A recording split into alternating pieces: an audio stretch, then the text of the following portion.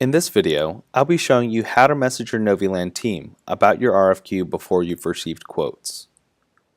After you've submitted your RFQ, you'll be able to message your Noviland team, which consists of an account manager and a product specialist. To get to that messaging, you go to My RFQ,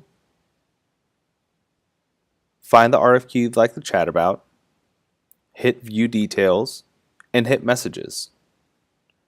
To avoid communications from getting lost, we provide this messaging and context system that allows us to streamline communications and keep a centralized record on both sides. No more scattering communications through multiple channels. We'll also message you here if our product specialists need any further clarification in regards to this RFQ. You'll receive an email notification letting you know when we've responded, so you don't have to keep logging in to check. Watch the next video to see how to chat about a specific quote.